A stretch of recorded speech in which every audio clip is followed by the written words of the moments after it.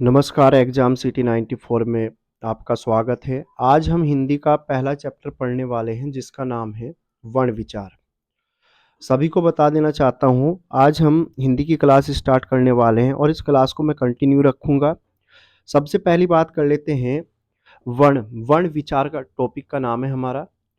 तो सबसे पहला क्वेश्चन यहाँ पे ये पूछा जाता है कि वर्ण किसे कहा जाता है?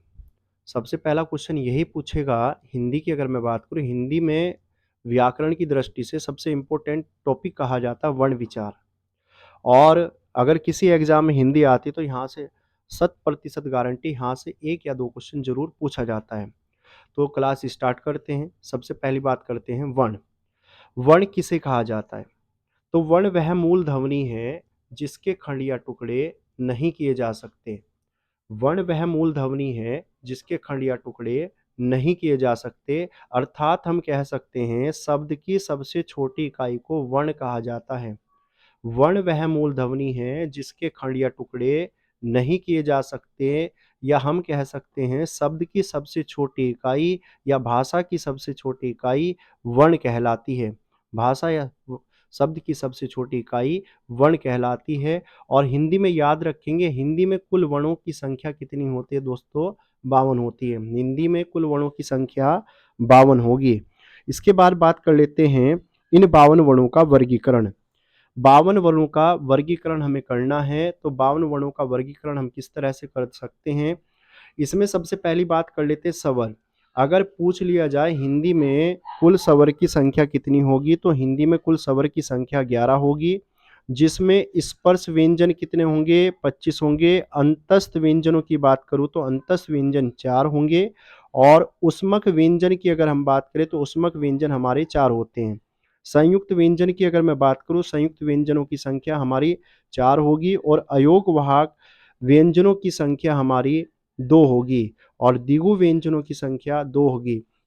जो पहली बार हिंदी पढ़ रहे हैं तो जरा ध्यान से पढ़ें, यहाँ से क्वेश्चन जरूर पूछे जाते हैं। हिंदी में कुल स्वर की संख्या कितनी होगी, तो ध्यान रखेंगे 11, स्पर्श व्यंजन होंगे 25, अंतस्थ व्यंजनों की संख्या 4, ऊष्मक व्यंजनों की संख्या 4, और संयुक्त व्यंजनों की संख्या 4 होगी। अयोग वाहक की अगर मैं बात करूँ तो अयोग वाहक की संख्या होगी 2, और इसके बाद दिगु व्यंजनों की बात करें तो दिगु व्यंजनों की संख्या होगी 2। इनके बारे में हम आगे विस्तार से पढ़ने वाले, भाई जरा वीडियो कंटिन्यू रखना, क्लास कंटिन्यू रखना।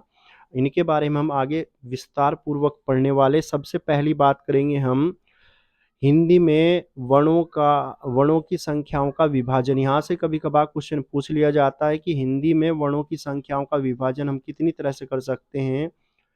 तो हिंदी में वर्णों की संख्या का विभाजन 2 तरह से किया जा सकता है। नंबर 1 हम कहेंगे उच्चारण के आधार पर, और दूसरे नंबर पे कहेंगे लेखन के आधार पे। उच्चारण के आधार पे अगर देखा जाए तो उच्चारण के आधार पर वर्णों की संख्या 45 बताई जाती है, जिसमें हमारे 10 स्वर होंगे और 35 व्यंजन होंगे। इसी आधार पर अगर देखा जाए, लेखन के आधार पे देखा जाए, तो वर्णों की संख्या की बात करें तो 13 स्वर होंगे, 35 व्यंजन होंगे और 4 संयुक्त व्यंजन होंगे। याद रखेंगे उच्चारण के आधार पर 45 होंगे, लेखन के आधार पर हमारे 52 होंगे, और 52 में हम देखेंगे स्वर कहा तो 13, 35 हो जाएंगे व्यंजन, और संयुक्त व्यंजन होंगे 4। इसके बारे में बात कर लेते हैं। इसके बाद एक क्वेश्चन यहाँ से पूछा जाता है वर्णमाला। वर्णमाला किसे कहा जाता है? वर्णमाला यानी वर्णमाला किसे कहा जाता है? वर्णों का सुव्यवस्थित समूह वर्णमाला कहलाता है। वर्णमाला किसे कहेंगे? वर्णों का सुव्यवस्थित समूह वर्णमाला कहलाता है। जैसे जैसे यहाँ पे बात कर रहे हैं हम 7 स्वर अपनी जगह फिक्स स्थान लिए होते हैं, तो ऐसे ही हिंदी वर्णमाला के वर्ण भी अपनी जगह फिक्स स्थान लिए हुए हैं।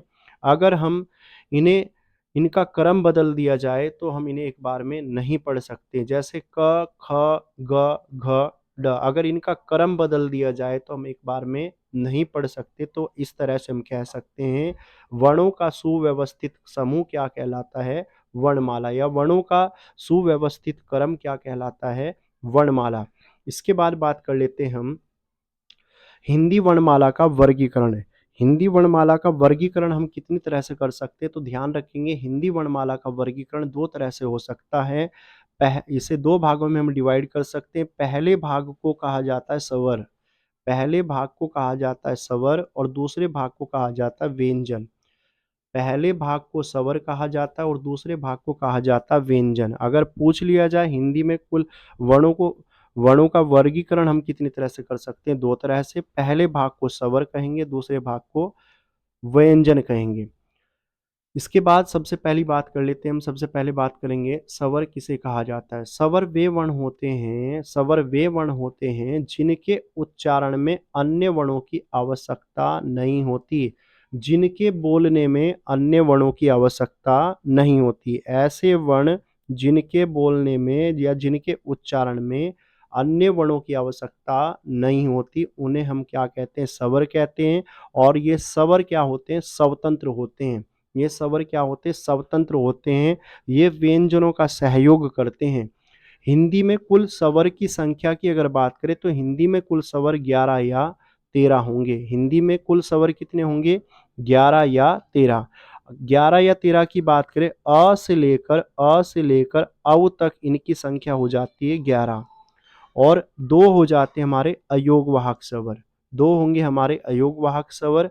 अयोगवाहक स्वर उन्हें कहा जाता है जो न तो पूर्ण रूप से स्वर हो और न ही पूर्ण रूप से क्या हो? व्यंजन। ये हो जाते हैं अयोग्य। अयोग्य का मतलब जो न तो पूर्ण रूप से स्वर हो और न ही व्यंजन हो, उन्हें हम क्या कहते हैं? अयोगवाहक स्वर। और ध्यान रखेंगे, यहाँ से क्वेश्चन एग्जाम में बार बार पूछता है कि हिंदी में अयोगवाहक स्वर की संख्या कितनी है, तो हम कहेंगे 2। कितनी होगी? 2 होगी। इसके बाद बात कर लेते हैं हम स्वर का वर्गीकरण। स्वर का वर्गीकरण। स्वर का वर्गीकरण हम 4 तरह से कर सकते हैं। स्वर का वर्गीकरण कितनी तरह से किया जा सकता है? तो 4 तरह से किया जा सकता है। नंबर 1 हो जाता है उच्चारण, नंबर 2 होगा भाषा, नंबर 3 होगा मुख और नंबर 4 होगा होठ। स्वर का वर्गीकरण कितनी तरह से किया जा सकता है? 4 तरह से। पहले नंबर पे उच्चारण, दूसरा भाषा, तीसरा मुख और चौथा होठ। होठों के आधार पर। सबसे पहली बात कर लेते हैं उच्चारण के आधार पर स्वर का वर्गीकरण। उच्चारण के आधार पर अगर कहा जाए, उच्चारण के आधार पर स्वर कितने प्रकार के होंगे, तो हम कहेंगे 3। 3 प्रकार के स्वर होंगे। स्वर के अगर बात करें उच्चारण के आधार पर स्वर कितने प्रकार के होंगे, तो 3 प्रकार के होंगे। पहले भाग को कहा जाता है अग्र स्वर, दूसरे को कहा जाता है मध्य स्वर और तीसरे को कहा जाता है पार्श्व स्वर। अब इनके बारे में एक-एक करके पढ़ लेते हैं जरा। सबसे पहली बात कर लेते हैं अग्र स्वर। अग्र स्वर उन्हें कहा जाता है जिनके उच्चारण में जीभ का अगला भाग ऊपर उठ जाता हो, उन्हें अग्र स्वर कहा जाता है। जिनके उच्चारण में जीभ का अगला भाग ऊपर उठ जाता हो, उन्हें अग्र स्वर कहा जाता है। अब यहाँ पे याद रखेंगे, जैसे दोनों ई और दोनों ए, ये हमारी कैसी हैं? तो अग्रीय। जब हम इन्हें बोलेंगे, उच्चारण करेंगे तो हमारी जीभ का अगला भाग क्या होगा? ऊपर उठेगा। और इसमें याद रखेंगे अग्रीय। अग्रीय का मतलब क्या? अ से हो जाता अग्रीय से हो जाता अग्रीय और इसमें दोनों ई आ जाती है और दोनों ए आ जाते हैं। दोनों ई और दोनों ए आ जाते हैं। इसके बाद बात कर लेते हैं मध्य स्वर। मध्य स्वर उन्हें कहा जाता है जब जीभ हमारी क्या हो? समान अवस्था में हो, उन्हें बोला जाता है मध्य स्वर। और इनकी संख्या केवल 1 होगी, जिसमें हम कहेंगे अ। जब हम अ का उच्चारण करते हैं तो जीभ हमारी कोई भी क्रिया प्रतिक्रिया नहीं करती। इसके बाद बात कर लेते हैं हम पार्श्व स्वर किसे कहते हैं फिर।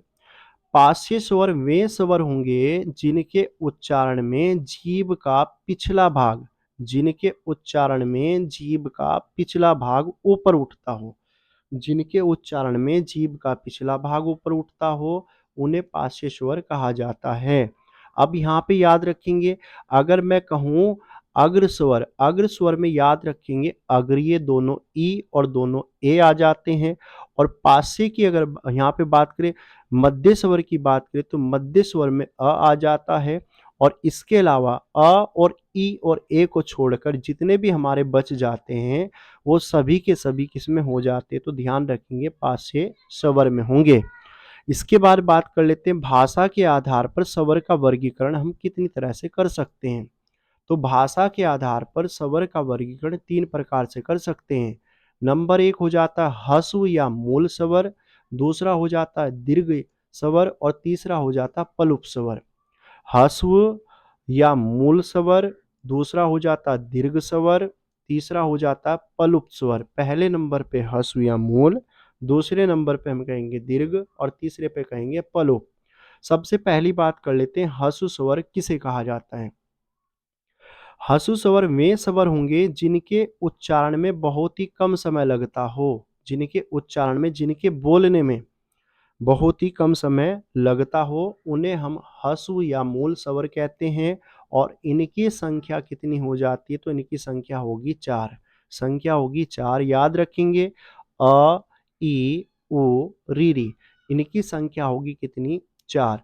तो ह्रस्व स्वर उन्हें कहेंगे जिनके उच्चारण में बहुत ही कम समय लगता हो। इसके बाद बात कर लेते हैं संधि या दीर्घ स्वर। संधि या दीर्घ स्वर वे स्वर जिनके उच्चारण में मूल स्वर की सहायता लेनी पड़ती हो, उन्हें हम क्या संधि या दीर्घ स्वर कहते हैं। जैसे अगर अ और अ को जोड़ दिया जाए तो आ बन जाता, तो कैसा स्वर होगा, संधि स्वर होगा। ई और छोटी ई को जोड़ेंगे तो बड़ी ई बन जाता है, तो ये भी कैसा होगा, संधि स्वर होगा। ऊ को जोड़ दिया जाए तो बड़ा ऊ बन जाता है, ये भी संधि होगा।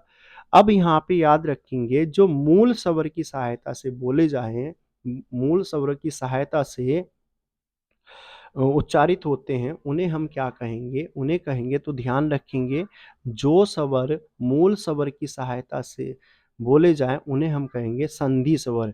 जैसे अ और ई से मिलकर बन जाता ए, और अ और ए से मिलकर बन जाता ऐ, और उ से हो जाता ओ, और उ बड़ा ऊ से मिलकर हो गया औ। तो ध्यान रखेंगे यहाँ पे दीर्घ या संधि स्वर जिनके उच्चारण में मूल स्वर की सहायता लेनी पड़ती हो, उन्हें हम क्या कहेंगे, उन्हें कहा जाता है संधि, उन्हें कहा जाता है संधि या दीर्घ स्वर कहा जाता है। इसके बाद बात कर लेते हैं पलुप स्वर। पलुप्त स्वर वे स्वर होंगे जिनके उच्चारण में बहुत ही अधिक समय लगता हो या मात्राओं से भी बहुत ज़्यादा समय लगता हो, उन्हें हम कहेंगे, उन्हें कहा जाता है पलुप्त स्वर। इसमें बात कर रहे हैं ओम। जैसे ही हम ओम का उच्चारण करते हैं तो हमारी जो क्या बोलते हैं, जब हम ओम का उच्चारण करेंगे तो इसमें मात्राओं से भी बहुत ज़्यादा समय लग जाता है। आजकल इनका उपयोग नहीं होता। जो हमारे वेद पुराण हैं उनमें इनका प्रयोग किया जाता था। तो यहाँ पे ध्यान रखेंगे, अगर बात करें स्वर का वर्गीकरण की मैं बात करूँ तो स्वर का वर्गीकरण हम कर सकते हैं। तो ध्यान रखेंगे स्वर का वर्गीकरण हम कितनी तरह से कर सकते हैं, तो ध्यान रखेंगे 4 तरह से हम कर सकते हैं। नंबर 1 उच्चारण, नंबर 2 भाषा, नंबर 3 मुख और नंबर 4 होठों के आधार पर। आज के लिए इतना ही। अगर आपको क्लास अच्छी लगी, क्लास ज़्यादा से ज़्यादा शेयर करें, और जो पहली बार पढ़ रहे हैं वो यहाँ से एक बार ज़रूर पढ़ें। धन्यवाद फॉर वॉचिंग।